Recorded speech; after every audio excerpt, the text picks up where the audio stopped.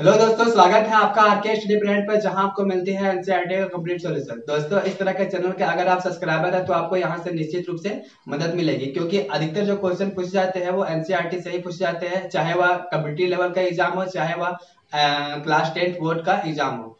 तो दोस्तों, आप जो है एक काम कर सकते हैं कि इस तरह के चैनल को अगर आप सब्सक्राइब करते हैं तो आपको यहाँ से निश्चित रूप से मदद मिलेगी। तो आप मेरे चैनल आरके स्टडी प्लैनेट को सब्सक्राइब करिए और के बेल आइकन को दबाइए, ताकि इस तरह का जब भी कोई नया वीडियो जो है अपलोड हो तो आपको नोटिफिकेशन तुरंत प्राप्त हो। दोस्तों, हम लोगों ने रासायनिक अभिक्रिया एवं समीकरण का अध्याय को पूरा पढ़ लिया है। आइए अब हम लोग अभ्यास के प्रश्न को हल करते हैं। अगर आपने इस अध्याय को नहीं पढ़ा है तो आरके स्टडी प्लैनेट के प्लेलिस्ट पर जाकर सभी वीडियो को देख सकते हैं, या फिर पीछे के सारे वीडियो का लिंक मैं इस वीडियो के डिस्क्रिप्शन में दे दूंगा, आप वहां से भी देख सकते हैं। तो चलिए शुरू करते हैं। देखिए, हमारे पास पहला क्वेश्चन क्या है कि हमारे पास पहला प्रश्न है, नीचे दी गई अभिक्रिया के संबंध में कौन सा कथन असत्य है, उसे बताइए। देखिए, हमारे पास जो अभिक्रिया यहाँ पे दिया हुआ है वो हमारे पास है यहाँ पे लेड ऑक्साइड और कार्बन है, दोनों के बीच में अभिक्रिया कराई गई है, तो हमें प्राप्त होता है लेड और कार्बन डाइऑक्साइड। ठीक है, तो आप यहाँ पे देख सकते हैं कि यहाँ पे लेड ऑक्साइड जो है, लेड ऑक्साइड से यहाँ पे ऑक्सीजन जो है वो अलग हो रहा है। देखिए, यहाँ पे ऑक्सीजन है और जब अभिक्रिया हुआ तो यहाँ पे ऑक्सीजन नहीं है, यानी ऑक्सीजन जो है वो अलग हो गया। तो हम लोगों ने पढ़ा था जहाँ पे ऑक्सीजन का वियोग होता है, अर्थात जहाँ पे ऑक्सीजन अलग होता है, उसे हम लोग अपचयन कहते हैं। ठीक है, तो यहाँ पे लेड ऑक्साइड का अपचयन हो रहा है और यहाँ पे देखिए कार्बन के साथ यहाँ पे ऑक्सीजन जुड़ रहा है। ठीक है, यानी कि ऑक्सीजन का संयोग हो रहा है, तो यहाँ पे कार्बन का जो है वो अपचयन यहाँ पे कार्बन का उपचयन हो रहा है। ठीक है, तो यहाँ पे इसके अनुसार जो है ऑप्शन यहाँ पे क्या क्या है उसे देख लेते हैं हम लोग। यहाँ पे पहला ऑप्शन है सीसा अपचयित हो रहा है। ठीक है, तो सीसा अपचयित नहीं हो रहा है, यहाँ पे लेड ऑक्साइड जो है वो पूरा अपचयित हो रहा है, सिर्फ सीसा जो है अपचयित नहीं हो रहा है। ठीक है, तो पहला जो है ए नंबर वो क्या है, हमारे पास जो ऑप्शन दिया है वो गलत है। दूसरा देखते हैं, तो कार्बन डाइऑक्साइड उपचयित हो रहा है, जबकि यहाँ पे हम लोगों ने अभी देखा कि कार्बन यहाँ पे अब उपचयित हो रहा है। ठीक है, तो हमारे पास यहाँ पे बोल सकते हैं कि ये बी नंबर भी क्या है, तो गलत है। ठीक है, अगला देखते हैं क्या है कि कार्बन उपचयित हो रहा है, तो कार्बन उपचयित हो रहा है, तो हाँ कार्बन उपचयित हो रहा है। यहाँ पे देखिए कार्बन के साथ जो है ऑक्सीजन जुड़ रहा है, तो कार्बन उपचयित हो रहा है, तो यहाँ पे ये कथन सही है, ऑप्शन सी जो है वो सही है। और उसके बाद है लेड ऑक्साइड, और लेड ऑक्साइड का अपचयन हो रहा है, तो हाँ लेड ऑक्साइड का अपचयन हो रहा है। तो यहाँ हमारे पास जो है ऑप्शन ए और बी जो है वो दोनों गलत है, और सी और डी जो है वो सही है। तो इसके अनुसार जो है हमारा जो ऑप्शन आता है वो पहला ऑप्शन जो है हम लोगों का सही है कि कौन सा कथन गलत था, तो ए और बी जो है वो गलत है। ठीक है, आइए अब हम लोग देखते हैं अगला प्रश्न क्या है। क्वेश्चन नंबर 2 जो है हम लोगों के पास है कि ऊपर दी गई अभिक्रिया किस प्रकार की है। यहाँ पे हम लोगों को यहाँ पे दिया गया है कि आयरन ऑक्साइड है और एल्युमिनियम के साथ अभिक्रिया कराई गई है, तो हमें प्राप्त होता है एल्युमिनियम ऑक्साइड और फिर आयरन। तो यहाँ पे किस प्रकार की अभिक्रिया दी गई है, ऑप्शन ए में है संयोजन अभिक्रिया, ऑप्शन बी में है विस्थापन अभिक्रिया, द्विविस्थापन अभिक्रिया, और ऑप्शन सी में है वियोजन अभिक्रिया, और डी में है विस्थापन अभिक्रिया। ठीक है, तो यहाँ पे देखिए हम लोगों को यहाँ पे आयरन ऑक्साइड है, और आयरन ऑक्साइड जो है यहाँ आयरन ऑक्साइड से यहाँ पे ऑक्सीजन जो है वो विस्थापित हो रहा है। ठीक है, और यहाँ पे देखिए तो क्या हो रहा है कि एल्युमिनियम से ऑक्सीजन यहाँ पे जुड़ रहा है। देखिए एल्युमिनियम और ऑक्सीजन यहाँ पे जुड़ रहा है, तो यहाँ पे क्या हुआ कि एक पदार्थ जो है वो विस्थापित हो गया। देखिए आयरन जो है यहाँ पे विस्थापित हो गया और एल्युमिनियम और ऑक्सीजन जो है उसका संयोग हो गया। तो इस तरह की अभिक्रिया को हम लोग बोलते हैं विस्थापन अभिक्रिया। वह अभिक्रिया जिसमें एक पदार्थ जो है विस्थापित हो जाता है, ठीक है, तो वह अभिक्रिया जो है विस्थापन अभिक्रिया कहलाती है। तो इसके अनुसार जो है हमारा आंसर जो होगा वो आंसर होगा डी। ठीक है, कि विस्थापन अभिक्रिया है। ठीक है, आइए हम लोग देखते हैं अगला प्रश्न क्या है। क्वेश्चन नंबर 3 है हमारे पास कि लोह चूर्ण पर तनु हाइड्रोक्लोरिक अम्ल डालने पर क्या होता है। सही उत्तर पर निशान लगाइए। ऑप्शन ए है कि हाइड्रोजन गैस व आयरन क्लोराइड बनता है, और ऑप्शन बी है क्लोरीन गैस व आयरन हाइड्रोक्साइड बनता है। ऑप्शन सी है कोई अभिक्रिया नहीं होती है और आयरन लवण व जल बनता है। ठीक है, तो देखिए हम लोग के पास सबसे पहले यहाँ बोला है लोह चूर्ण है। ठीक है, तो देखिए हम लोग जो यहाँ पे लिए हैं वो आयरन को लिए हैं, या इसे लोहा भी कहते हैं। ठीक है, या एक चूर्ण के रूप में है। ठीक है, यानी बुरादा जैसा है, तो यह एक चूर्ण के रूप में है। उसके बाद हम लोग जो है हाइड्रोक्लोरिक एसिड लेते हैं। देखिए ये हाइड्रोजन क्लोराइड है, इसको हम लोग हाइड्रोक्लोरिक एसिड भी बोलते हैं। तो जब इसके बीच अभिक्रिया कराई जाती है तो हम लोगों को यहाँ पे प्राप्त होता है आयरन क्लोराइड और हाइड्रोजन गैस बाहर आती है। ठीक है, हाइड्रोजन गैस जो है वो बुदबुदाहट के साथ जो है बाहर आती है। आप एक प्रश्नाली लीजिएगा और उसमें हाइड्रोक्लोरिक अम्ल में जो है लोह चूर्ण को डालिएगा। उसके बाद जो है क्या होगा कि कुछ देर के बाद जो है नीचे काला कलर का जो है लोह चूर्ण, यानी कि ये जो है फेरस आयरन क्लोराइड जो है वो हम लोगों को प्राप्त होगा। और वहां और उस प्रक्रिया से हाइड्रोजन गैस जो है बुदबुदाहट के साथ बाहर आएगी। ठीक है, तो यहाँ पे इस अभिक्रिया से स्पष्ट है कि हाइड्रोजन गैस व आयरन क्लोराइड हम लोग को प्राप्त हो रहा है। देखिए यहाँ पे क्या है, हाइड्रोजन गैस हम लोग को प्राप्त हुआ और आयरन यहाँ पे आयरन क्लोराइड प्राप्त हुआ। ठीक है, तो इसके अनुसार जो है ऑप्शन ए जो है हम लोग का सही है कि हाइड्रोजन गैस व आयरन क्लोराइड बनता है। ठीक है, तो आइए हम लोग देखते हैं अगला प्रश्न क्या है। अगला प्रश्न संख्या 4 है कि संतुलित समीकरण क्या है। संतुलित समीकरणों को संतुलित करना रासायनिक समीकरणों को संतुलित करना क्यों आवश्यक है। ठीक है, तो देखिए हम लोग यहाँ पे ऐसे लिख सकते हैं कि जिस अभिक्रिया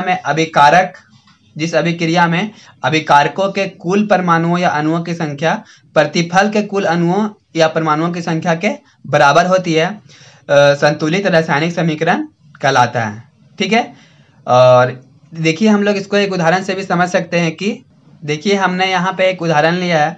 यहाँ पे नाइट्रोजन गैस है और हाइड्रोजन गैस है। ठीक है, जो अभिक्रिया में भाग लेते हैं उन्हें हम लोग अभिकारक कहते हैं, और जो अभिक्रिया के पश्चात हम लोगों को जो प्राप्त होता है उसे हम लोग उत्पाद कहते हैं। तो यहाँ पे क्या दिया हुआ है कि जिस अभिक्रिया में अभिकारकों का कुल परमाणुओं की संख्या, ठीक है, देखिए यहाँ पे नाइट्रोजन यहाँ पे 2 है और हाइड्रोजन यहाँ पे 6 है। ठीक है, देखिए 3 दूनी 6 हो गया। अगर आप यहाँ पे देखेंगे तो नाइट्रोजन यहाँ से 2 हो गया। ठीक है, देखिए यहाँ भी नाइट्रोजन क्या है 2 है, और हाइड्रोजन देखिए यहाँ पे 3 और यहाँ गुना है 2 से, यानी कि 3 दूना 6। हाइड्रोजन भी इधर 6 है और हाइड्रोजन इधर भी 6 है। नाइट्रोजन इधर 2 है और नाइट्रोजन इधर भी 2 है। तो इसके अनुसार जो है कुल परमाणुओं की संख्या, कुल अभिकारकों के कुल परमाणुओं की संख्या प्रतिफल के कुल परमाणुओं की संख्या के बराबर होती है। ठीक है, तो यहाँ पे बराबर है, तो इसलिए हम लोग इस समीकरण को हम लोग बोल सकते हैं या एक संतुलित रासायनिक समीकरण है। अब देखिए यहाँ पे अगला जो प्रश्न, इसी में जो अगला प्रश्न है कि रासायनिक समीकरणों को संतुलित करना क्यों आवश्यक है। ठीक है, तो हम लोगों ने 9th क्लास में पढ़ा था कि किसी भी रासायनिक अभिक्रिया में, ठीक है, हम लोग पढ़े थे द्रव्यमान संरक्षण का नियम भी पढ़े थे। ठीक है, तो उसमें हम लोगों ने पढ़ा था कि किसी रासायनिक अभिक्रिया में द्रव क्या, यानी कि पदार्थ का ना तो निर्माण होता है और ना ही हम लोग उसका विनाश कर सकते हैं। ठीक है, तो जब हम लोग निर्माण ही नहीं कर सकते हैं और ना ही उसका विनाश होता है तो वह प्रकृति में स्थिर रहता है। ठीक है, तो इसलिए जो है हम लोग रासायनिक अभिक्रिया में रासायनिक समीकरणों को संतुलित करते हैं। ठीक है, तो यही लिखेंगे यहाँ पे, किसी रासायनिक अभिक्रिया में द्रव्यमान का ना तो विनाश होता है और ना ही निर्माण, इसलिए रासायनिक समीकरणों को संतुलित करना आवश्यक है। ठीक है, तो देखते हैं हम लोग अगला क्वेश्चन क्या है। हम लोगों के पास जो 5वां प्रश्न है कि निम्न कथनों को रासायनिक समीकरणों के रूप में परिवर्तित कर संतुलित करिए। ठीक है, उसमें से ए नंबर है कि हमारे पास जो है नाइट्रोजन क्या है, नाइट्रोजन गैस है और उसको हाइड्रोजन गैस, देखिए बोला है नाइट्रोजन हाइड्रोजन गैस से संयोग कर अभिक्रिया में क्या बनाता है, तो अमोनिया बनाता है। ठीक है, देखिए हम लोगों के पास जो है पहला जो है वो क्या है, सबसे पहले हम लोग देखते हैं कि यहाँ पे दिया क्या है। ठीक है, तो यहाँ पे दिया है नाइट्रोजन और हाइड्रोजन दोनों के बीच जो है अभिक्रिया होगी। ठीक है, तो बनेगा क्या, अमोनिया बनेगा। देखिए जब यहाँ पे नाइट्रोजन हमने गैस लिया है और यहाँ पे हाइड्रोजन गैस लिया है तो हम लोगों को क्या प्राप्त होता है, अमोनिया प्राप्त होता है। ठीक है, तो देखिए यहाँ पे नाइट्रोजन 2 है यहाँ पे हाइड्रोजन 2 है, ठीक है। लेकिन यहाँ पे देखेंगे तो नाइट्रोजन 1 है और यहाँ पे कितना है, हाइड्रोजन यहाँ पे 3 है। हाइड्रोजन के परमाणु संख्या कितना है, यहाँ पे 3 है। तो इसे हम लोगों को संतुलित करना होगा। देखिए हम लोग यहाँ पे क्या कर सकते हैं, यहाँ पे अगर 2 से मल्टीप्लाई कर दिया जाए तो यहाँ पे नाइट्रोजन की संख्या 2 हो जाएगा और यहाँ भी नाइट्रोजन की संख्या 2 हो जाएगा, ठीक है। और जब यहाँ पे 2 से आप मल्टीप्लाई करिएगा तो यहाँ पे हाइड्रोजन कितना हो गया, यहाँ पे हाइड्रोजन हो गया 3 दूना 6 हो गया, ठीक है। और यहाँ पे भी 6 करने के लिए हम लोगों को 3 से मल्टीप्लाई करना पड़ेगा, ठीक है। तो यहाँ पे भी क्या हो गया, हाइड्रोजन का संख्या 6 हो गया। तो आप अब यहाँ देखेंगे कि नीचे जो समीकरण यहाँ पे दिया गया है ये, तो ये जो है एक संतुलित समीकरण हम लोग को प्राप्त है। देखिए यहाँ पे नाइट्रोजन 2 है, यहाँ भी नाइट्रोजन 2, हाइड्रोजन 6 और यहाँ भी हाइड्रोजन 6, ठीक है। चलिए हम लोग देखते हैं अगला प्रश्न। अगला प्रश्न क्या है कि हाइड्रोजन सल्फाइड गैस है, ठीक है। देखिए हम लोग को यहाँ पे दिया है हाइड्रोजन सल्फाइड गैस को वायु में दहन करने, तो वायु में क्या होता है, ऑक्सीजन होता है। तो वायु में दहन होने पर जल और सल्फर हाइड्रोक्साइड प्राप्त होता है, ठीक है। तो सल्फर डाइऑक्साइड प्राप्त होता है, सॉरी सल्फर डाइऑक्साइड प्राप्त होता है। तो देखिए हम लोग यहाँ पे क्या लेंगे, जो यहाँ पे दिया हुआ वही चीज को लेंगे कि हाइड्रोजन सल्फाइड है, ठीक है। देखिए हम लोग यहाँ पे हाइड्रोजन सल्फाइड को लिए हैं और वायु में दहन करना बोला है, तो यहाँ पे वायु में क्या होता है, ऑक्सीजन होता है। तो हम लोग यहाँ पे ऑक्सीजन से अभिक्रिया कराएं तो हम लोग को जल प्राप्त होता है, तो जल का सूत्र होता है H2O, ठीक है। और हम लोग को प्राप्त होता है सल्फर डाइऑक्साइड, तो यहाँ पे सल्फर डाइऑक्साइड हम लोग यहाँ पे लिख दिए, ठीक है। तो अब यहाँ पे देखिएगा दोनों के बीच अभिकारक और प्रतिफल के बीच अब कंपैरिजन करिएगा, तो यहाँ पे आप देख सकते हैं कि यहाँ पे क्या है, हाइड्रोजन यहाँ पे 2 है, ठीक है। हाइड्रोजन यहाँ भी कितना है, 2 है। लेकिन यहाँ पे ऑक्सीजन यहाँ से 2 और यहाँ पे 1, तो इधर जो है प्रतिफल के रूप में ऑक्सीजन यहाँ पे 3 है और यहाँ पे ऑक्सीजन कितना है, तो 2 है, ठीक है।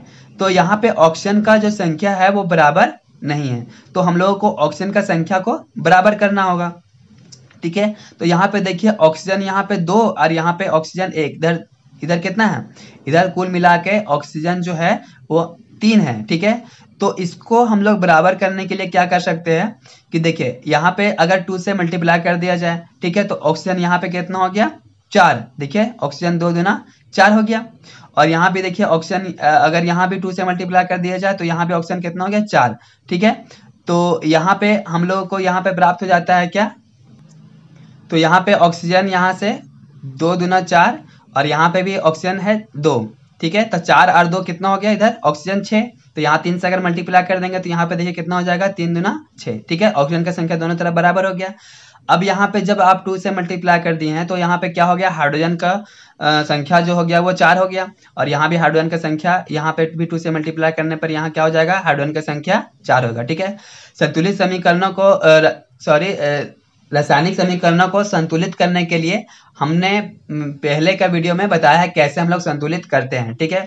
तो वहाँ पे स्टेप बाय स्टेप करके मैंने बताया है, तो वहाँ से भी आप देख सकते हैं, आप पीछे का वीडियो को देखिए तो यहाँ पे समझ में आ जाएगा, ठीक है। तो यहाँ पे कितना हो गया, हाइड्रोजन 4 हो गया, यहाँ भी हाइड्रोजन 4 हो गया। ऑक्सीजन देखिए, तो ऑक्सीजन का मैंने अभी तुरंत ही बात किया था कि ऑक्सीजन यहाँ पे इधर कितना था, 6 था, तो इधर भी ऑक्सीजन कितना है, 6, ठीक है। सल्फर जो है यहाँ पे कितना है, 2 और यहाँ से भी देखिए सल्फर कितना है, 2, ठीक है। तो आइए हम लोग देखते हैं अगला प्रश्न क्या है। 5 का सी है कि एल्युमिनियम सल्फेट के साथ अभिक्रिया कर बेरियम क्लोराइड, एल्युमिनियम क्लोराइड व बेरियम सल्फेट मिलता है, ठीक है। देखिए हम लोग को यहाँ पे जो दिया हुआ है पहले उसको हम लोग लिख लेते हैं। सबसे पहले दिया हुआ एल्युमिनियम सल्फेट, ठीक है। तो देखिए हमने लिख दिया यहाँ पे एल्युमिनियम सल्फेट। उसके बाद देखिए आगे क्या दिया हुआ है, उसके साथ अभिक्रिया कराना है किसको, बेरियम क्लोराइड को। तो देखिए हमने यहाँ पे लिख दिया बेरियम क्लोराइड को, तो हम लोग को प्राप्त होगा क्या, एल्युमिनियम क्लोराइड और बेरियम सल्फेट, ठीक है। तो यहाँ पे इस तरह हमने लिख दिया। अब यहाँ पे आप देखिए तो यहाँ पे बेरियम का जो संख्या है, ठीक है, बेरियम का जो संख्या है यहाँ पे दोनों तरफ बराबर है। अब यहाँ पे एल्युमिनियम का देखते हैं, तो यहाँ पे क्या है, एल्युमिनियम इधर 2 है और इधर एल्युमिनियम जो है कितना है, 1 है, ठीक है। तो यहाँ एल्युमिनियम का संख्या को हम लोगों को बराबर करना होगा। तो हमने यहाँ पे क्या किया, 2 से मल्टीप्लाई कर दिया। ठीक है, 2 से मल्टीप्लाई करने पर यहाँ पे क्या हो गया, एल्युमिनियम का संख्या तो 2 हो गया, लेकिन यहाँ पे क्लोरीन का जो है यहाँ पे कितना हो गया, 3 दूना 6। ठीक है, क्लोरीन यहाँ पे 6 हो गया। तो यहाँ पे जो है क्लोरीन को 6 करने के लिए हम लोगों को यहाँ पे 3 से मल्टीप्लाई करना होगा। ठीक है, तो यहाँ पे 3 दूना 6 हो गया। अब ऐसा करने पर क्या होगा, बेरियम जो है यहाँ पे तो 3 हो गया, बेरियम यहाँ पे 3 हो गया।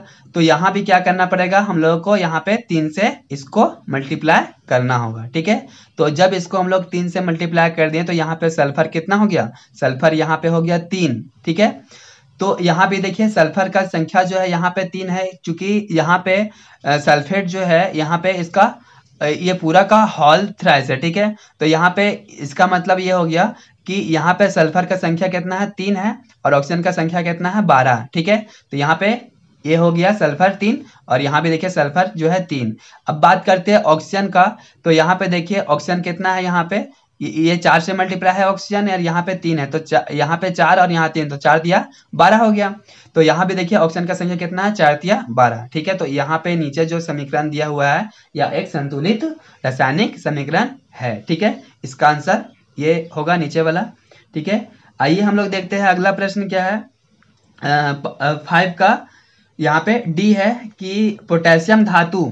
ठीक है, सबसे पहले यहाँ पे पोटेशियम धातु, तो पोटेशियम धातु के बारे में मैंने पहले बताया था कि इसको जो है मिट्टी के तेल में डुबा करके रखा जाता है, क्योंकि यह जो है बहुत ही अधिक अभिक्रियाशील धातु है। या ऑक्सीजन के साथ जब अभिक्रिया करता है तो बिना ये जो है स्वतः ही जल उठता है, मतलब अपने आप जो है जलने लगता है। ठीक है, तो इसको सुरक्षित रखने के लिए हम लोग मिट्टी के तेल में डुबा कर रखते हैं, या फिर इसको मोम में जो है इसके ऊपर कवर कर दिया जाता है ताकि ये ऑक्सीजन से अभिक्रिया ना करे। ठीक है, तो यहाँ पे क्या हो रहा है कि पोटेशियम धातु को जल से क्रिया कराया जा रहा है। ठीक है, देखिए क्या क्वेश्चन है कि पोटेशियम धातु जल से क्रिया कर पोटेशियम हाइड्रोक्साइड व हाइड्रोजन गैस देती है। देखिए यहाँ पे हमने पोटेशियम धातु लिया है और ये जल लिया है जो H2O जल का सूत्र होता है, तो हम लोगों को प्राप्त होता है पोटेशियम हाइड्रोक्साइड। ठीक है, ये जो है वो पोटेशियम हाइड्रोक्साइड है, और ये जो है ये क्या है, हाइड्रोजन गैस है। ठीक है, हाइड्रोजन गैस प्राप्त होता है। तो इसके लिए हम लोग जब इसको लिख दिए तो यहाँ पे आप देख सकते हैं कि पोटेशियम यहाँ पे 2 है, यहाँ भी पोटेशियम 2 है। ठीक है, इसमें कोई दिक्कत नहीं है, लेकिन यहाँ पे देखिए कि हाइड्रोजन यहाँ से 2 हो गया और हाइड्रोजन यहाँ पे कितना है, 1 है, तो यहाँ 2 और यहाँ 1, तो हाइड्रोजन की संख्या इधर तो 3 है। ठीक है, और जबकि हाइड्रोजन की संख्या इधर 2 है। ठीक है, तो इसको हम लोग बराबर करने के लिए हम लोग यहाँ पे 2 से मल्टीप्लाई कर देते हैं। ठीक है, जब ऐसा करेंगे तो यहाँ पे क्या हो जाएगा, हाइड्रोजन की संख्या यहाँ से 2 और यहाँ भी हाइड्रोजन की संख्या 2, तो यहाँ हाइड्रोजन की संख्या कितना हो गया, 4 हो गया। और इसको भी 4 करने के लिए हम लोग यहाँ पे 2 से मल्टीप्लाई कर दिए हैं, तो हाइड्रोजन की संख्या यहाँ पे 4 हो गया। लेकिन आप यहाँ पे देखेंगे कि ऑक्सीजन का संख्या जो है यहाँ पे 2 हो गया, तो इसके लिए हम लोग ऑक्सीजन का संख्या को बराबर करने के लिए इधर हम लोग क्या किए, यहाँ पे 2 से मल्टीप्लाई कर दिए। ठीक है, जब यहाँ पे 2 से मल्टीप्लाई करेंगे, 2 से जब इसको गुना कर देंगे तो यहाँ पे ऑक्सीजन का संख्या भी 2 हो जाएगा। ठीक है, और हाइड्रोजन का संख्या इधर से 2 इधर से 2, तो 4 हो गया। ठीक है, अब यहाँ पे हाइड्रोजन और ऑक्सीजन दोनों बराबर है। अब बारी है पोटेशियम धातु का, तो यहाँ पे आप देखिएगा तो पोटेशियम धातु जो है यहाँ पे 2 हो चुका है। ठीक है, तो इधर भी 2 करने के लिए हमको यहाँ पे 2 से मल्टीप्लाई करना होगा, तो इसका आंसर होगा 2। यहाँ पे पोटेशियम को 2 से मल्टीप्लाई कर दिया गया है, जल को यहाँ पे 2 से मल्टीप्लाई कर दिया गया है, पोटेशियम हाइड्रोक्साइड को भी 2 से मल्टीप्लाई कर दिया गया है। ठीक है, तो इस तरह हम लोगों को यहाँ पे संतुलित समीकरण प्राप्त हो जाता है। ठीक है, चलिए हम लोग देखते हैं क्वेश्चन नंबर 6। देखिए क्वेश्चन नंबर 6 है कि निम्न रासायनिक समीकरणों को संतुलित कीजिए। ठीक है, तो यह क्वेश्चन भी क्वेश्चन नंबर 5 जैसा ही है। यहाँ पे जो है डायरेक्ट यहाँ पे समीकरण दिया हुआ है जो कि किसी जो समीकरण है वो संतुलित नहीं है। ठीक है, तो यहाँ पे हमने इसका संतुलित समीकरण को यहाँ पे उत्तर के रूप में यहाँ पे लिख दिया है, देखिए यहाँ पे। ठीक है, तो ये सब जो है वो संतुलित समीकरण है। आप वीडियो को पॉज करिए और यहाँ पे आप देख सकते हैं। ठीक है, या फिर आप अपने से भी बना के देख सकते हैं कि कैसे हम लोग यहाँ पे समीकरण को संतुलित किए हैं। ठीक है, तो चलिए हम लोग देखते हैं अगला प्रश्न क्या है। देखिए प्रश्न संख्या 7 है कि निम्नलिखित अभिक्रियाओं के लिए संतुलित समीकरण लिखिए। तो इसमें से पहला समीकरण जो दिया हुआ है वो है कैल्शियम हाइड्रोक्साइड, और यहाँ पे कार्बन डाइऑक्साइड है, दोनों के बीच अभिक्रिया कराई गई है, तो हम लोग को यहाँ पे कैल्शियम कार्बोनेट प्राप्त होता है और जल प्राप्त होता है। ठीक है, लेकिन यह जो समीकरण है क्या वह संतुलित है? आइए हम लोग देखते हैं। यहाँ पे आप देखिए, तो यह एक हम संतुलित समीकरण यहाँ पे पहले से ही दिया हुआ है। ठीक है, आप यहाँ पे देखिए, कैल्शियम जो है यहाँ पे 1 है, यहाँ भी कैल्शियम, इधर भी कितना है? 1 है। ठीक है, यहाँ पे ऑक्सीजन और हाइड्रोजन जो है यहाँ पे कितना है? इधर देखिए, ऑक्सीजन यहाँ पे 2 और यहाँ भी ऑक्सीजन 2, तो ऑक्सीजन का संख्या कितना है इधर? यानी कि अभिकारक तरफ कितना है? तो 4 है। ठीक है, और इधर देखते हैं प्रतिफल के रूप में हम लोगों को यहाँ पे कितना प्राप्त हुआ है ऑक्सीजन। देखिए ऑक्सीजन यहाँ पे 3 है और यहाँ भी ऑक्सीजन यहाँ पे 1 है। ठीक है, तो 3 और 1 कितना हो गया? 4। ऑक्सीजन का संख्या बराबर हाइड्रोजन का संख्या यहाँ पे 2 और यहाँ भी हाइड्रोजन का संख्या 2। उसके बाद देखते हैं कि कार्बन, ठीक है, कार्बन की संख्या यहाँ पे 1 है और यहाँ भी कार्बन का संख्या 1 है। ठीक है, तो इस तरह जो है यह समीकरण पहले से ही संतुलित है। ठीक है, तो इसका आंसर ये हो सकता है, ऊपर वाला भी आप लिख सकते हैं। और अगला जो है प्रश्न संख्या 6 का बी जो है वो क्या है? हम लोग को यहाँ पे जिंक दिया गया, सिल्वर नाइट्रेट है, और जिंक को सिल्वर नाइट्रेट से जब अभिक्रिया कराया जाता है तो हम लोग को प्राप्त होता है जिंक नाइट्रेट और सिल्वर यहाँ पे विस्थापित हो जाता है। ठीक है, तो इसका जो समीकरण है आप यहाँ पे देखेंगे तो जिंक यहाँ पे दोनों तरफ तो बराबर है। ठीक है, लेकिन आप यहाँ पे देखिए कि नाइट्रोजन जो है यहाँ पे कितना है? नाइट्रोजन यहाँ पे 2 है और यहाँ पे नाइट्रोजन जो है वो 1 है। ठीक है, तो हम लोग को नाइट्रोजन को बराबर करना होगा, तो यहाँ पे 2 से हम लोग यहाँ पे मल्टीप्लाई कर देंगे। ठीक है, तो यहाँ पे देखिए, जब इसको 2 से मल्टीप्लाई कर दिया गया तो नाइट्रोजन की संख्या इधर 2 हो गया और नाइट्रोजन की संख्या यहाँ पे 2 हो गया। ठीक है, लेकिन यहाँ पे सिल्वर यानी कि यहाँ पे जो चांदी था वो यहाँ पे 2 है। ठीक है, तो इसको भी 2 करने के लिए यहाँ पे 2 से मल्टीप्लाई करना होगा। ठीक है, तो इसको भी हम लोग 2 से मल्टीप्लाई कर दिए। उसके बाद आप यहाँ पे देखिए ऑक्सीजन का बारी है। ऑक्सीजन यहाँ से यहाँ पे 3 और यहाँ 2 से मल्टीप्लाई है तो 3 दूना 6 ऑक्सीजन हो गया। तो यहाँ भी देखिए ये इसका हॉल ट्वाइस है, तो यहाँ पे ऑक्सीजन की संख्या यहाँ पे 6 है। ठीक है, और जिंक जो है यहाँ पे 1 था, तो यहाँ भी जिंक परमाणु की संख्या यहाँ पे 1 है। तो यह नीचे वाला जो हम लोग को यहाँ पे जो समीकरण हमने यहाँ लिखा है यह एक संतुलित समीकरण है। ठीक है, आइए हम लोग देखते हैं प्रश्न संख्या 7 का सी। ठीक है, क्या है? एल्युमिनियम को कॉपर क्लोराइड के साथ अभिक्रिया कराई गई है, तो हम लोगों को यहाँ पे एल्युमिनियम क्लोराइड और कॉपर यहाँ पे विस्थापित हो रहा है। ठीक है, तो यहाँ पे आप देखिएगा तो यहाँ पे क्या है? एल्युमिनियम का संख्या तो दोनों तरफ यहाँ पे बराबर है। ठीक है, लेकिन जब क्लोरीन का बात आता है तो क्लोरीन यहाँ पे 2 है और यहाँ पे क्लोरीन कितना है? तो यहाँ पे क्लोरीन जो है वो 3 है। ठीक है, तो हम लोगों को क्लोरीन को बराबर करना होगा, तो यहाँ अगर 2 से मल्टीप्लाई कर दिया जाए तो क्लोरीन यहाँ पे 6 हो जाएगा और यहाँ भी 2 से मल्टीप्लाई कर दिया, यहाँ पे 3 से मल्टीप्लाई कर दिया जाए तो 3 2 जा 6, यानी कि यहाँ पे भी 6 हो जाएगा। ठीक है, तो यहाँ पे भी 6 हो गया। क्लोरीन का संख्या को बराबर करने के लिए हम लोगों ने यहाँ पे 3 से मल्टीप्लाई कर दिया और यहाँ 2 से मल्टीप्लाई कर दिया, लेकिन जब हमने ऐसा किया तो यहाँ पे क्या हो गया?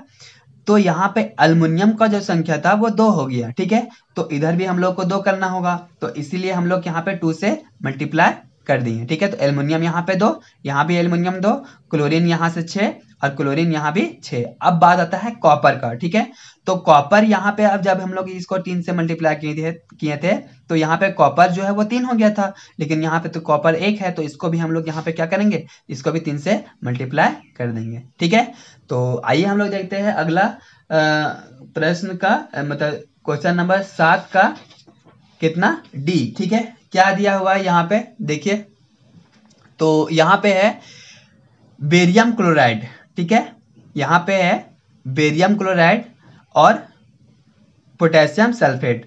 तो बेरियम क्लोराइड को जब पोटेशियम सल्फेट से अभिक्रिया कराई जाती है तो हम लोग को यहाँ पे बेरियम सल्फेट मिल जाता है और पोटेशियम क्लोराइड मिल जाता है।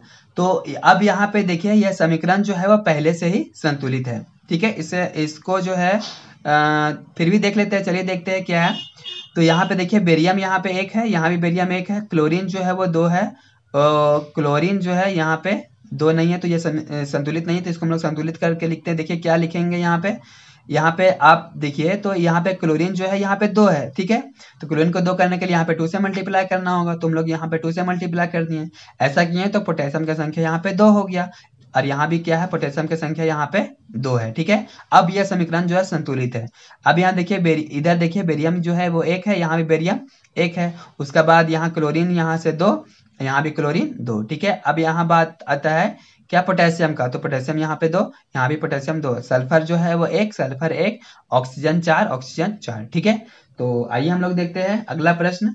अगला प्रश्न है प्रश्न संख्या 9। क्या है, प्रश्न संख्या 9 से पहले 8 है कि निम्न अभिक्रियाओं के लिए संतुलित समीकरण लिखिए एवं प्रकार भी बताइए।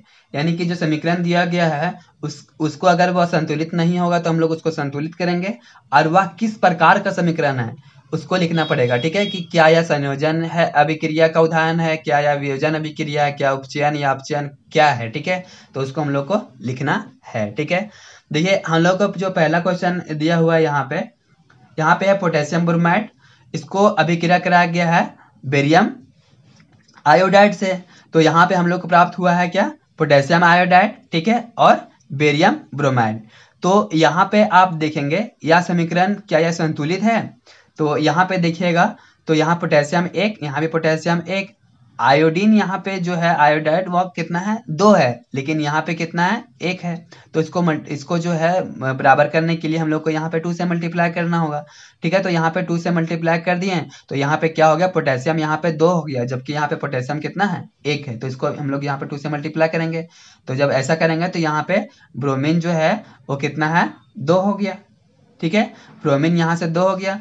तो और यहाँ भी देखिए ब्रोमीन जो है वो कितना है, 2 है। बेरियम यहाँ से 1 है, और यहाँ भी बेरियम 1 है। ठीक है, तो इस नीचे वाला समीकरण जो है हम लोगों ने संतुलित कर दिया है। ठीक है, तो यह जो है किस प्रकार की अभिक्रिया है, तो यह एक द्विविस्थापन अभिक्रिया है। कैसे, देखिए यहाँ पे क्या है कि जब पोटेशियम ब्रोमाइड को बेरियम आयोडाइड से अभिक्रिया कराई गई है, ठीक है, तो यहाँ पे आयोडीन जो है वो बेरियम को विस्थापित कर देता है। ठीक है, तो बेरियम को विस्थापित करके यहाँ पे पोटेशियम के साथ जुड़ जाता है। तो यहाँ पे बन जाता है क्या, पोटेशियम आयोडाइड। और हम लोग को यहाँ पे जब ये बेरियम जो है ब्रोमीन जो है वो विस्थापित हुआ तो किसके साथ जुड़ गया, तो वह जो है वो बेरियम के साथ जुड़ गया, तो ये बन गया बेरियम ब्रोमाइड। तो यहाँ पे देखिए, यहाँ पे 2 अलग अलग जो तत्व है वो क्या हो रहा है, एक दूसरे के परमाणुओं के साथ अदला बदली कर रहे हैं। तो इस प्रकार की अभिक्रिया को हम लोग क्या बोल रहे थे, द्विविस्थापन अभिक्रिया। जिसमें जहाँ पे 2 पदार्थ या तत्व जो है वो विस्थापित होते हैं, तो वहां पे क्या कहते हैं, उसको हम लोग द्विविस्थापन अभिक्रिया कहते हैं। ठीक है, यहाँ पे ब्रोमीन जो है वो इसके साथ ब्रोमीन जो है वो बेरियम के साथ जुड़ गया। ठीक है, और यहाँ पे पोटेशियम जो है वो आयोडीन के साथ जुड़ गया, तो 2 तत्वों की अदला बदली यहाँ पे हुई। तो यहाँ पे क्या है, द्विविस्थापन अभिक्रिया है। आइए हम लोग अगला देखते हैं कि अगला क्या है। देखिए यहाँ पे जिंक कार्बोनेट है, और इसको जब अभिक्रिया कराया गया तो हम लोग को प्राप्त हुआ है जिंक ऑक्साइड और कार्बन डाइऑक्साइड प्राप्त हुआ है। ठीक है, तो यह एक अपघटन अभिक्रिया का उदाहरण है। चूंकि यह समीकरण पहले से ही संतुलित है। ठीक है, तो देखिए हम लोग इसको यहाँ पे देख सकते हैं कि यहाँ पे जिंक जो है वो 1 है, यहाँ भी जिंक 1 है, यहाँ पे कार्बन का संख्या 1 है, यहाँ भी कार्बन का संख्या 1 है, ऑक्सीजन की संख्या इधर से 2 और यहाँ पे 1, तो 2 और 1 3 हो गया, और यहाँ भी ऑक्सीजन की संख्या 3 है। ठीक है, तो यह समीकरण जो है पहले से संतुलित है। अब बात करते हैं यह किस प्रकार की अभिक्रिया है। तो यहाँ पे मैंने पहले ही बताया कि यह एक अपघटन या वियोजन अभिक्रिया है, क्योंकि हम लोगों ने पढ़ा है कि जब कोई यौगिक एक से अधिक प्रतिफल के रूप में, ठीक है, प्राप्त होता है, तो इस प्रकार की जब अभिक्रिया होती है इसको हम लोग क्या कहते हैं, अपघटन या वियोजन अभिक्रिया। वियोजन मतलब टूटना। ठीक है, एक से अधिक पदार्थों में एक से अधिक प्रतिफल के रूप में टूटना क्या कहलाता है, अपघटन या वियोजन अभिक्रिया। तो यहाँ पे देखिए जिंक ऑक्साइड प्राप्त हुआ है, और यहाँ पे कार्बन डाइऑक्साइड प्राप्त हुआ है। ठीक है, चलिए हम लोग देखते हैं अगला प्रश्न क्या है।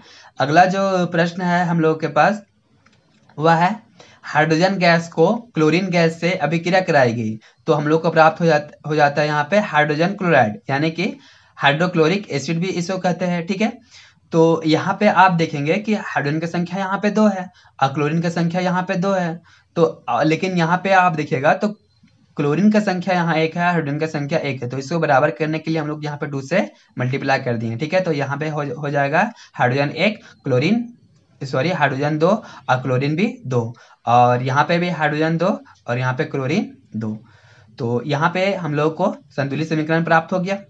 अब यहाँ पे यह किस प्रकार की अभिक्रिया है, ठीक है। तो यहाँ पे देखिए दो अलग अलग अभिकारक था और दोनों के बीच अभिक्रिया हुई तो हम लोगों को एकल प्रतिफल के रूप में हाइड्रोजन क्लोराइड प्राप्त हुआ है। तो यहाँ पे जो है यह एक संयोजन अभिक्रिया है। संयोजन मतलब जुड़ जाना, ठीक है। तो यहाँ पे दो अलग अलग अभिकारक था, तो जब इन लोग जुड़ गया तो हम लोग को एकल पदार्थ एकल प्रतिफल के रूप में हाइड्रोजन क्लोराइड प्राप्त हुआ। तो यह एक संयोजन अभिक्रिया है, ठीक है। तो आइए हम लोग देखते हैं अगला क्या है। अगला जो है मैग्नीशियम धातु को हाइड्रोजन क्लोराइड के साथ अभिक्रिया कराई गई है, तो हम लोगों को प्राप्त हो जाता है यहाँ पे प्रतिफल के रूप में मैग्नीशियम क्लोराइड, ठीक है। यह एक जलीय विलयन है, एक्वस यहाँ पे है तो जलीय विलयन है। तो उसके बाद और क्या प्राप्त होता है, तो हाइड्रोजन गैस यहाँ से बाहर आती है। तो यहाँ पे क्या है कि यह क्या है, समीकरण संतुलित है। तो इसको हम लोग देखते हैं। सबसे पहले यहाँ देखिए मैग्नीशियम एक है, यहाँ भी मैग्नीशियम एक है। यहाँ पे क्लोरीन जो है वो एक है, लेकिन यहाँ पे क्लोरीन जो है वो दो है, ठीक है। हाइड्रोजन यहाँ पे एक है और यहाँ हाइड्रोजन दो है।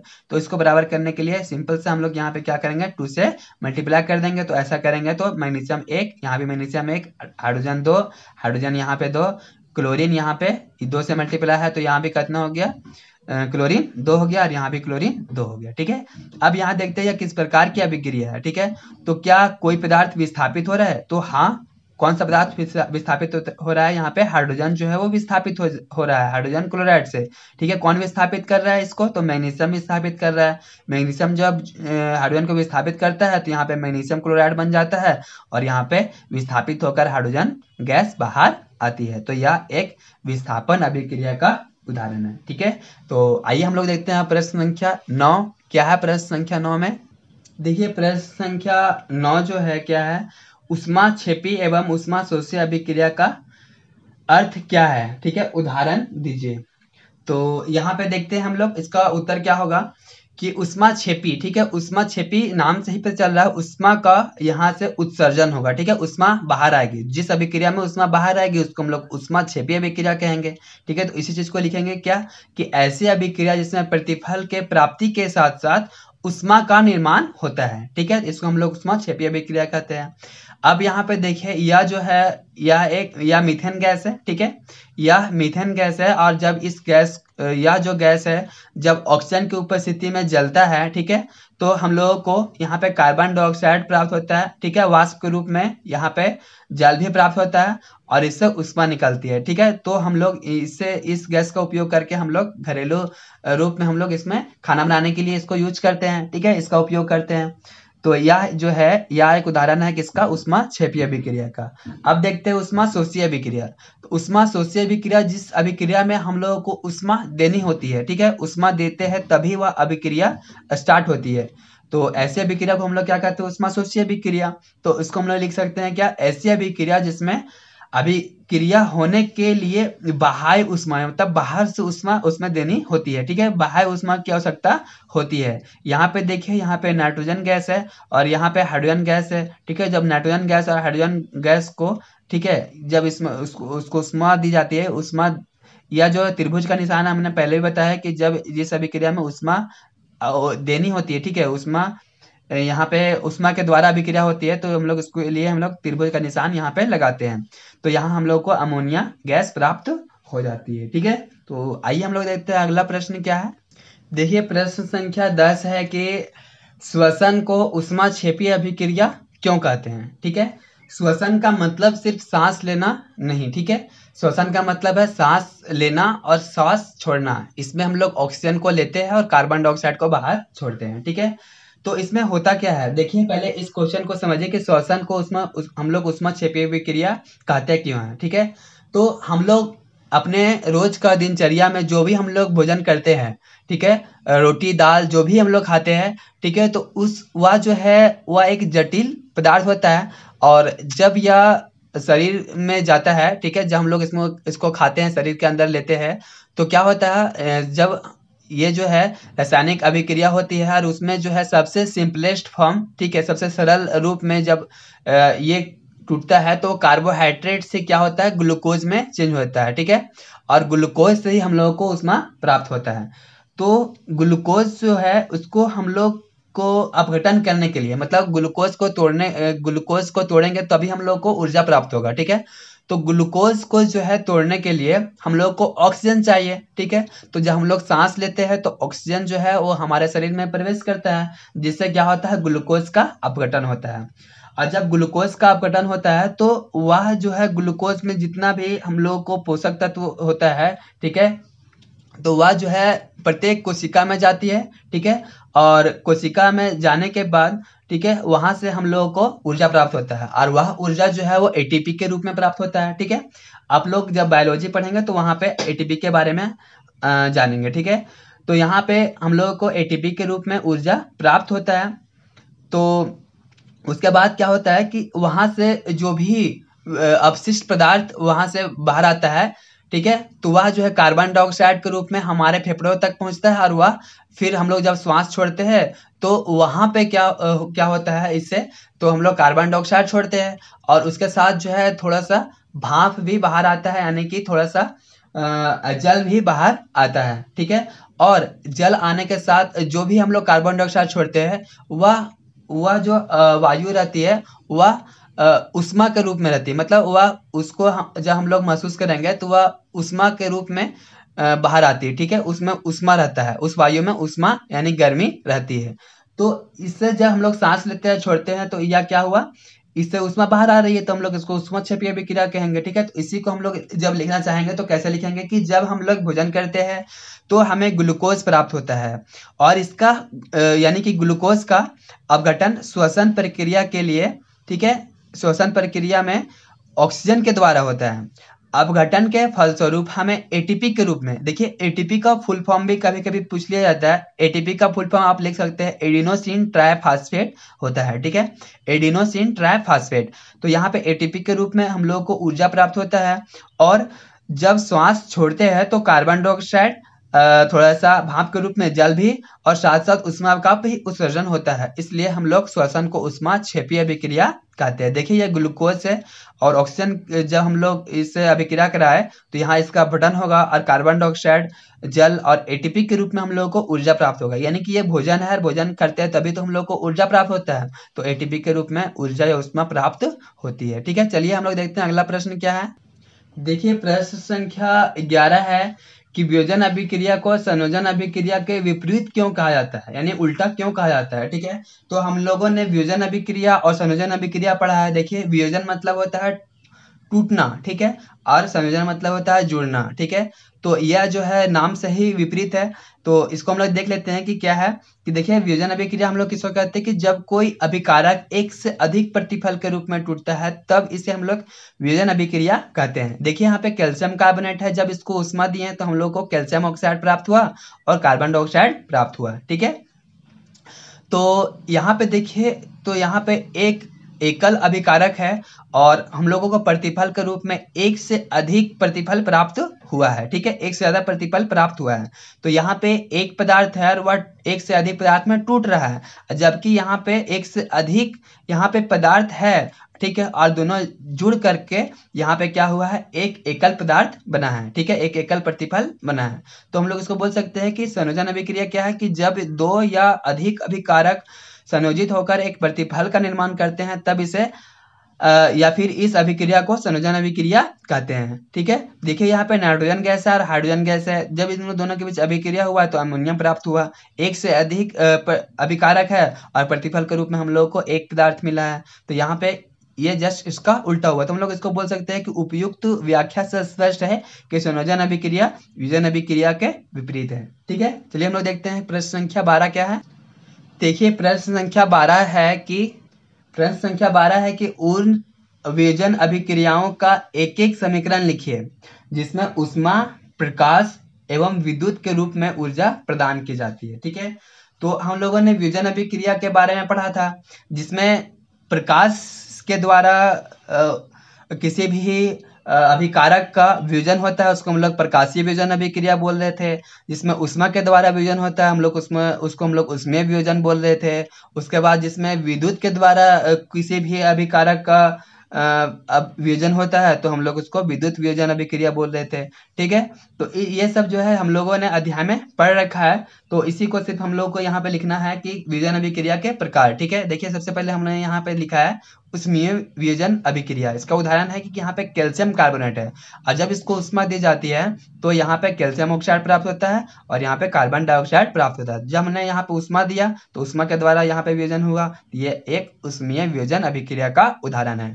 अगला जो है वो प्रकाश वियोजन अभिक्रिया। ठीक है, हम लोगों ने क्या किया था कि सिल्वर ब्रोमाइड था। ठीक है, सिल्वर ब्रोमाइड को हम लोग प्रकाश की उपस्थिति में रखे थे तो वहां पे क्या हो गया था कि ये सिल्वर जो चांदी था जो चमकीला था ठीक है, तो वो क्या हो गया था, ये धूसर कलर का था अभी, तो जब प्रकाश में इसको रखे तो यह क्या होने लगा था, यह चमकीला हो गया था। ठीक है, और इससे ब्रोमीन अलग हो गया था। तो यह जो है प्रकाश के द्वारा जब इसका विजन हुआ तो यह एक प्रकाशीय विजन अभिक्रिया का उदाहरण है। अगला जो है विद्युत वियोजन अभिक्रिया। जल में जब हम लोग विद्युत इलेक्ट्रिसिटी यानी बिजली देते हैं तो क्या हो जाता है, हाइड्रोजन और ऑक्सीजन जो है वो अलग हो जाता है। ठीक है, यह प्रक्रिया इलेक्ट्रोलाइसिस कहलाती है। ठीक है, तो यह इससे जो है किससे, यह जो है एकल पदार्थ था तो विद्युत को द्वारा इसका वियोजन हुआ तो यह एक विद्युत वियोजन अभिक्रिया का उदाहरण हम लोगों के सामने है। तो यह जो है प्रश्न इस प्रकार हल हो जाता है। चलिए हम लोग देखते हैं अगला प्रश्न क्या है। देखिए अगला प्रश्न है प्रश्न संख्या 13 कि विस्थापन एवं द्विविस्थापन अभिक्रिया में क्या अंतर होता है। ठीक है, तो विस्थापन अभिक्रिया और द्विविस्थापन अभिक्रिया हम लोगों ने पढ़ा था कि एक पदार्थ जो है वो विस्थापित हो जाता है और द्विविस्थापन अभिक्रिया में एक से मतलब दो पदार्थ जो है वो विस्थापित हो रहा था। ठीक है, तो हम लोग इसको ऐसे भी बोल सकते हैं कि ऐसी अभिक्रिया जिसमें अधिक क्रियाशील धातु कम अभिक्रियाशील धातु को विस्थापित करती है।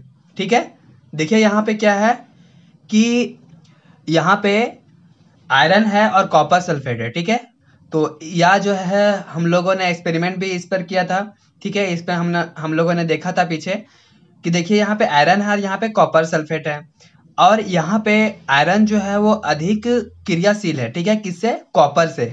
तो यहाँ पे क्या होगा, ये जो है वो अधिक क्रियाशील है कॉपर से, तो कॉपर यहाँ पे विस्थापित हो जाएगा। ठीक है, देखिए यहाँ पे कॉपर विस्थापित हो गया और आयरन जो है वो कॉपर का स्थान ले लिया और यहाँ पे बना लिया, क्या बन गया, यहाँ पे आयरन सल्फेट बन गया। ठीक है, तो यह जो है एक विस्थापन अभिक्रिया का उदाहरण है। ठीक है, और यहाँ पे क्या होगा, यहाँ पे द्विविस्थापन अभिक्रिया में दो पदार्थ जो है वो विस्थापित होते हैं। देखिए अभिक्रिया जिसमें दो यौगिक अपने अपने मूलकों या फिर परमाणुओं का अदला बदली कर लेते हैं, नए पदार्थ बनाते हैं। ठीक है, उसको हम लोग क्या बोलते हैं, द्विविस्थापन अभिक्रिया कहते हैं। यहाँ पे है बेरियम क्लोराइड सोडियम सल्फेट। तो देखिए यहाँ पे क्या होगा, यहाँ पे क्या है कि सोडियम जो है, ठीक है, यहाँ पे सोडियम जो है वो बेरियम को विस्थापित कर दिया। ठीक है, सोडियम जो है वो बेरियम को विस्थापित कर दिया और यहाँ पे क्या बना लिया, सोडियम क्लोराइड। ठीक है, और जब ये बेरियम विस्थापित हुआ तो यहाँ पे सोडियम का स्थान ले लिया और यहाँ पे बना लिया बेरियम सल्फेट। ठीक है, तो यह जो है यहाँ पे परमाणु दो अभिकारकों के परमाणु का यहाँ पे अदला बदली हुआ है, तो यहाँ पे क्या हुआ, द्विविस्थापन अभिक्रिया का यह एक उदाहरण हो गया। चलिए हम लोग देखते हैं अगला प्रश्न क्या है। देखिए हम लोग के पास अगला जो प्रश्न है प्रश्न संख्या 14, क्या बोला गया है कि सिल्वर के शोधन में, ठीक है, शोधन मतलब सिल्वर जो धातु है वो उसमें जब अयस्क होता है तो सिल्वर को अलग किया जाता है। ठीक है, ताकि हम लोग उसका उपयोग कर सके। तो सिल्वर के शोधन में सिल्वर नाइट्रेट के विलयन से सिल्वर प्राप्त करने के लिए, ठीक है, देखिए यहाँ पे सिल्वर नाइट्रेट का विलयन हमने लिया है जो कि यहाँ पे देखिए ये जो है वो अयस्क के रूप में है यहाँ पे सिल्वर।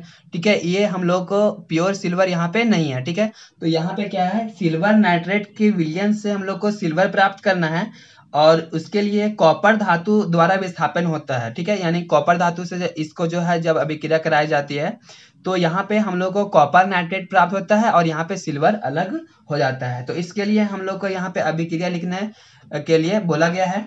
तो देखिए हमने इसका उत्तर यहाँ पे लिखा है कि सिल्वर नाइट्रेट एक एक्वस है यानी जलीय विलयन है और यहाँ पे कॉपर जो है सॉलिड है। अब यहाँ पे बात यह है कि सिल्वर जो है वो कॉपर से कम अभिक्रियाशील है। ठीक है, तो यहाँ पे कौन विस्थापित होगा, जो कम अभिक्रियाशील होगा, तो कम अभिक्रियाशील कौन है, सिल्वर है, तो यहाँ पे सिल्वर विस्थापित हो गया और यहाँ पे कॉपर जो है वो सिल्वर का स्थान ले लिया और यहाँ बना लिया कॉपर नाइट्रेट। ठीक है, और यहाँ पे सिल्वर अलग हो गया। तो इस प्रकार जो हम लोग को प्योर सिल्वर यानी चांदी प्राप्त हो जाता है। ठीक है, तो आइए देखते हैं हम लोग अगला प्रश्न क्या है कि अवक्षेपण अभिक्रिया किसे कहते हैं, या फिर अवक्षेपण अभिक्रिया के बारे में बताइए। देखिए, अवक्षेपण अभिक्रिया तो हम लोगों ने पढ़ा था कि ऐसी अभिक्रिया जिसमें क्या होता था कि अवक्षेप का निर्माण होता था, पाउडर जैसा पदार्थ जो है वो बनता था। ठीक है, तो अवक्षेपण अभिक्रिया क्या क्या थी, तो ऐसे अभिक्रिया जिसमें कोई प्रतिफल ठोस के रूप में। ठीक है, देखिए यहाँ पे एक्वस विलयन है, जलीय विलयन है, और यहाँ भी जलीय विलयन है। जब दोनों के रूप में अभिक्रिया हुआ तो यहाँ पे देखिए ये एक्वस था। ठीक है, लेकिन यहाँ पे सॉलिड के रूप में हम लोग को सिल्वर क्लोराइड यहाँ पे प्राप्त हुआ है, जो कि एक अवक्षेप है। ठीक है, तो जिस अभिक्रिया में अवक्षेप का निर्माण होता है उसे हम लोग अवक्षेपण अभिक्रिया कहते हैं। यहाँ पे सिल्वर नाइट्रेट एक्वस है, यानी कि जलीय विलयन है, और यहाँ पे सोडियम क्लोराइड का भी जलीय विलयन है। जब दोनों के बीच अभिक्रिया कराई गई तो यहाँ पे सोडियम नाइट्रेट प्राप्त हुआ, जो कि यह एक एक्वस विलयन है, यानी कि जलीय विलयन है, जबकि सिल्वर क्लोराइड क्या है, एक ठोस पदार्थ है, यानी कि यह एक अवक्षेप है। और अवक्षेप का को दिखाने के लिए हम लोग ऐसे तीर का निशान देते हैं। ठीक है, तो आइए हम लोग देखते हैं प्रश्न संख्या 16 क्या है। देखिए, हमारे पास प्रश्न संख्या 16 जो है क्या कहता है कि ऑक्सीजन के योग ह्रास के आधार पर निम्न पदार्थों या फिर निम्न पदों की व्याख्या कीजिए। ठीक है, और प्रत्येक के लिए 2 उदाहरण भी दीजिए। देखिए, यहाँ पे ऑक्सीजन का योग और ह्रास के आधार पे हम लोग बोल सकते हैं कि उपचयन और अपचयन अभिक्रिया। ठीक है, हमने पढ़ा था ऑक्सीजन का योग होता है उसको हम लोग उपचयन कहते हैं, जहाँ पे ऑक्सीजन का ह्रास होता है उसे हम लोग अपचयन कहते हैं। ठीक है, तो उसी का हम लोग यहाँ पे लिखेंगे क्या, देखिए उपचयन में हम लोग क्या लिखे कि जिस अभिक्रिया में, ठीक है, जिस अभिक्रिया में ऑक्सीजन का योग मतलब जोड़ना। ठीक है, तो ऑक्सीजन का योग होता है उसको हम लोग उपचयन अभिक्रिया कहते हैं। देखिए, यहाँ पे कार्बन है और जब ऑक्सीजन से अभिक्रिया कराई गई तो यहाँ पे ऑक्सीजन जुड़ गया कार्बन के साथ, तो हम लोग को यहाँ प्राप्त हुआ कार्बन डाइऑक्साइड। ठीक है, तो यह एक उपचयन अभिक्रिया का उदाहरण है। अब यहाँ पे देखिए कॉपर है, यहाँ पे ऑक्सीजन के साथ जब अभिक्रिया कराई गई है तो यहाँ पे कॉपर ऑक्साइड प्राप्त होता है। यहाँ भी देखिए यहाँ पे ऑक्सीजन जो है वो जुड़ गया। ठीक है, तो यह भी क्या है, यह भी एक उपचयन अभिक्रिया का उदाहरण है। अब देखिए अपचयन किसे कहते हैं कि किसी यौगिक से जब ऑक्सीजन अलग होता है। ठीक है, देखिए यहाँ पे ऑक्सीजन जब अलग होता है तो हम लोग इसको अपचयन अभिक्रिया कहते हैं। देखिए यहाँ पे कॉपर ऑक्साइड है। ठीक है, ये जो कॉपर ऑक्साइड बना था तो यहाँ पे जब इसको फिर से हाइड्रोजन के साथ अभिक्रिया कराई जाती है तो यहाँ पे ऑक्सीजन जो है वो विस्थापित, मतलब ऑक्सीजन जो है वो हाइड्रोजन के साथ जुड़ जाता है। तो यहाँ पे देखिए कॉपर से ऑक्सीजन जो है वो अलग हो गया, कॉपर से ऑक्सीजन जो है वो अलग हो गया, यानी कि ऑक्सीजन का अलग होना अपचयन कहलाता है। ठीक है, यहाँ पे कॉपर ऑक्साइड का अपचयन हुआ है। ठीक है, और यहाँ पे भी जिंक ऑक्साइड का अपचयन हुआ है, और यहाँ पे जिंक अकेला हो गया और यहाँ पे कार्बन के साथ ऑक्सीजन जुड़ करके कार्बन मोनोऑक्साइड बन गया। ठीक है, चलिए हम लोग देखते हैं अगला प्रश्न क्या है। देखिए, प्रश्न संख्या 17 जो है क्या है कि एक भूरे रंग के तत्व X, यानी कि उस तत्व का नाम यहाँ पे नहीं बताया गया है, तत्व X को वायु की उपस्थिति में, यानी कि वायु में क्या है, ऑक्सीजन है, तो ऑक्सीजन की उपस्थिति में गर्म किया जाता है तो काले रंग का पदार्थ बनता है। ठीक है, दोनों का नाम बताइए, वह पदार्थ का भी नाम बताइए और काले रंग का जो पदार्थ बना है उसका भी नाम बताइए। देखिए यहाँ पे वह तत्व जो है वो X है। ठीक है, यानी कि X के रूप में हम लोग यहाँ पे जब कॉपर को लेते हैं, ठीक है, तो यह कॉपर जो है वह भूरे रंग का होता है। ठीक है, तो यहाँ पे वही बोला गया है कि एक भूरे रंग का तत्व X, तो X के जगह पे यहाँ पे कॉपर हो गया। ठीक है, जब इसको वायु से अभिक्रिया कराई गई तो वायु में ऑक्सीजन होती है, तो ऑक्सीजन से अभिक्रिया कराया गया। ठीक है, और जब इसमें ऊष्मा दी गई तो हम लोग को कॉपर ऑक्साइड प्राप्त होता है, जो कि इसका जो रंग होता है वो काला होता है। ठीक है, तो वह काला पदार्थ जो है वो क्या है, कॉपर ऑक्साइड है। तो हम लोग बोल सकते हैं कि वह तत्व का नाम कॉपर है। ठीक है, और ऑक्सीजन से अभिक्रिया करके यहाँ पे कॉपर ऑक्साइड बना है जो कि काला है, तो यहाँ पे बोल सकते हैं कि काले रंग का यौगिक का नाम कॉपर ऑक्साइड है। ठीक है, इस तरह जो है क्वेश्चन नंबर 17 भी खत्म हो जाता है। अगला देखते हैं हम लोग क्वेश्चन नंबर 18।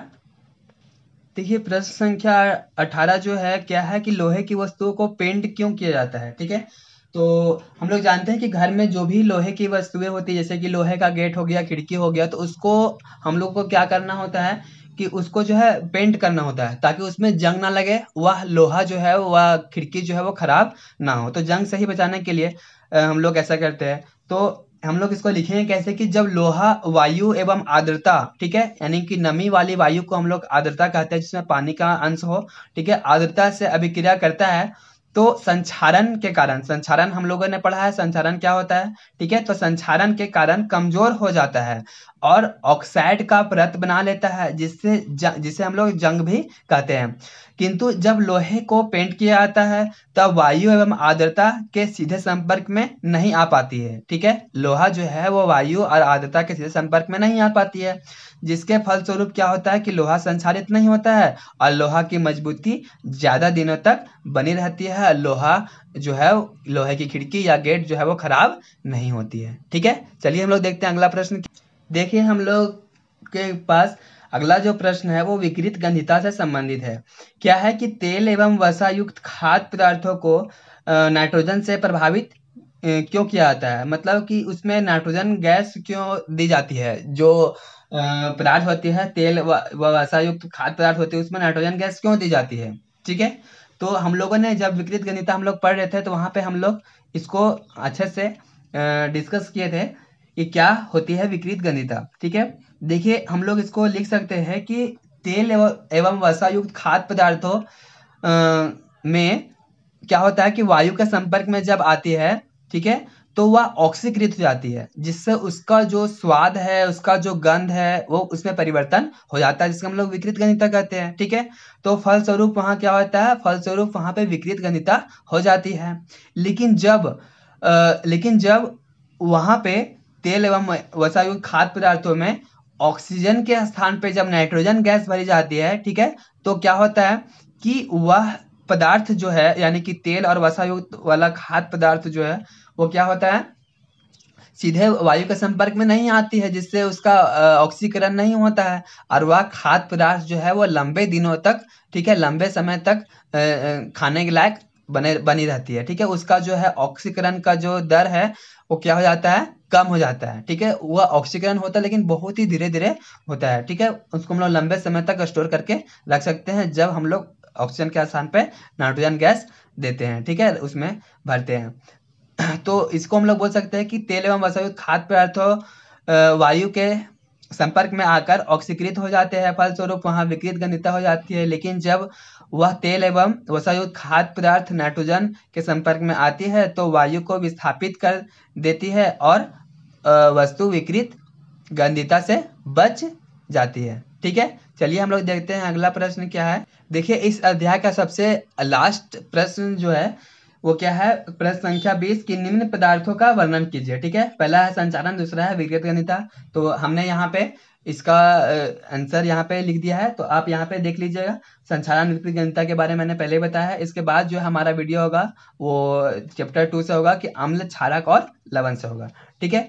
तो यह चैप्टर आपको पढ़ने में कैसा लगा आप जरूर बताइएगा कमेंट में, और अगर यह वीडियो आपको अच्छा लगा हो तो वीडियो को लाइक करते हुए जाइएगा, ठीक है। चैनल को अगर सब्सक्राइब नहीं किया है तो कर लीजिएगा, ठीक है। आपको यहाँ से पूरी मदद मिलेगी, ठीक है। चलिए तो हम लोग मिलते हैं अगला वीडियो में।